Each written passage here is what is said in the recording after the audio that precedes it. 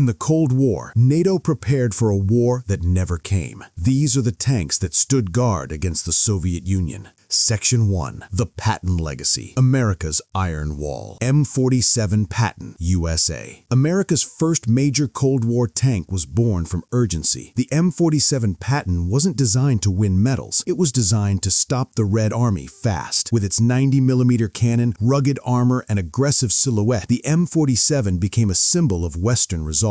It rolled into Europe like a promise. If the Soviets advanced, NATO would not back down. Thousands of M47s were shipped to NATO allies, from Italy to Turkey, forming a unified shield. It wasn't perfect, but it arrived when NATO needed it most, and sometimes timing is everything. M48 Patton, USA. Then came its successor, the M48 Patton. Smoother, rounder, thicker, deadlier, built to fight across Germany's forests and fields. Its new fire control systems meant the M48 could hit targets faster and more accurately than ever before. To NATO troops stationed in Europe, the M48 wasn't just a tank, it was a reassurance, a steel giant watching over the Iron Curtain. From the mountains of Turkey to the plains of West Germany, the M48 stayed in frontline service for decades. It became one of the most recognizable tanks of the Cold War. M60 Patton, USA. Then came a monster. The M60 Patton introduced the legendary 105mm Royal Ordnance L7 gun, one of the best tank cannons ever made. With improved stabilization, thicker armor, and long-range accuracy, the M60 became one of NATO's strongest answers to the massive Soviet tank armies. Throughout the 1970s and 1980s, when Soviet T-62s and T-72s grew more numerous and dangerous, the M60 held the line. It wasn't glamorous, it wasn't the newest, it was reliable, and reliability wins wars. M1 Abrams, USA. Then came a revolution. A tank so advanced, so futuristic, that it didn't just change NATO, it changed the entire world. The M1 Abrams. Appearing in the 1980s, this tank was a glimpse into the future of war. Equipped with Chobham composite armor, advanced computers, and a turbine engine that roared like a fighter jet, the Abrams was engineered for a single mission: outfight the Soviet Union. Fast, precise, nearly invulnerable to most Soviet weapons at the time. The Abrams didn't just threaten the battlefield, it dominated it. Even today, many nations still trust the Abrams as one of the deadliest tanks ever created. Section 2. The British Heavy Hitters. Centurion, UK. Now we travel to Britain, where engineers created what many call the greatest tank of the 20th century, the Centurion. It arrived too late for World War II, but right on time for the Cold War. Thick armor, excellent mobility, and eventually the powerful L7 gun transformed it into a tank that could challenge anything the Soviets produced. Centurions served everywhere, in Europe, the Middle East, Asia, and Africa. They were reliable in rain, mud, snow, heat. Nothing stopped them. For NATO allies, the Centurion wasn't just a tank, it was a backbone. Chieftain, UK. In the 1960s came Britain's next answer to Soviet armor, the Chieftain. This tank was designed with one purpose: win long-range tank duels. Armed with a blisteringly powerful 120mm rifled gun, the strongest tank cannon of its era, the Chieftain could destroy enemy tanks before they even got into range. It was slow, it was heavy, but when it fired, the battlefield trembled. Enemies feared the Chieftain long before they ever saw it. Section 3. The German engineering masterpieces. Leopard 1, West Germany. When West Germany rearmed during the Cold War, it needed a tank fast, but instead of copying NATO designs, they did something bold. They built the Leopard 1, a tank that prioritized speed, accuracy, and maneuverability over heavy armor. Their logic was simple. If Soviet tanks couldn't hit you, they couldn't kill you. With exceptional optics, the battle-proven L7 gun, and incredible mobility, the Leopard 1 became one of NATO's most exported and respected tanks. It didn't rely on brute force, it relied on precision. Leopard 2, West Germany. Then came a machine unlike any other, the Leopard 2. Armed with a 120mm smoothbore cannon, protected by composite armor, and engineered with near-perfect balance, the Leopard 2 remains one of the best tanks NATO ever produced. Lightning-fast turret turret rotation, exceptional firing accuracy on the move, high crew protection. Many experts say this tank wasn't just good, it was the tank of the Cold War's final decade, and decades later, the Leopard 2 is still feared, respected, and widely used. Section 4. The French Speed Demons. AMX-30, France. France took a different approach. Instead of building tanks that could trade shots with Soviet heavy armor, they built one that could avoid them entirely. The AMX-30 was light, fast, and armed with a powerful 105mm gun. It used mobility as its greatest weapon. Strike fast, hit hard, disappear before the enemy could react. It wasn't heavily armored, but it didn't need to be. For NATO's rapid response doctrine, it was perfect. AMX-13 light tank, France. Then there was the AMX-13, a tank with personality. It wasn't a frontline brawler. It wasn't meant to take hits, but its oscillating turret and auto-loading system made it one of the most unique tanks NATO-aligned nations ever used. Lightweight, air-transportable, deadly for its size. It became the little tank that could, and it served around the world for decades. Section 5. NATO-aligned innovators. Strv-103 S-Tank, Sweden. Even though Sweden wasn't a NATO member, it was heavily aligned with the West, and its tank design was unlike anything else on Earth. No turret, a profile so low it was almost impossible to hit, stabilization so good it could fire while stationary with absolute precision. The Strv-103 wasn't just unusual, it was genius engineering. A tank designed to survive the first strike and deliver the second. Section 6. The Light Scouts of NATO. M44 Walker Bulldog, USA. The M44 Walker Bulldog was NATO's fast scout, a tank that could zip around battlefields gathering intel, flanking enemies, and using its respectable firepower to punch above its weight. Many nations adopted it during the early Cold War, relying on its mobility to spot Soviet forces long before NATO lines. M551 Sheridan, USA. Then came the M551 Sheridan, one of the strangest and boldest designs NATO ever deployed. Designed for airborne troops, it was light, amphibious, and carried a massive 152mm gun capable of firing both shells and anti-tank missiles. It was risky, it was unconventional, but it gave NATO unique firepower few other nations possessed. FV-101 Scorpion, UK. Fast, quiet, and extremely maneuverable, the FV-101 Scorpion became one of the fastest armored vehicles ever built. It acted as a reconnaissance and fire support tank, using its agility to outrun enemies and strike from unexpected angles. Lightweight but deadly in the right hands, the Scorpion quickly became a favorite among NATO forces. Section 7. Cold War Holdovers. Veterans from World War II. M24 Chaffee, USA. A leftover from World War II, the M24 Chaffee was still extremely valuable in the early Cold War. Lightweight, simple, and easy to maintain, it became a training and reconnaissance tank across NATO until more modern vehicles replaced it.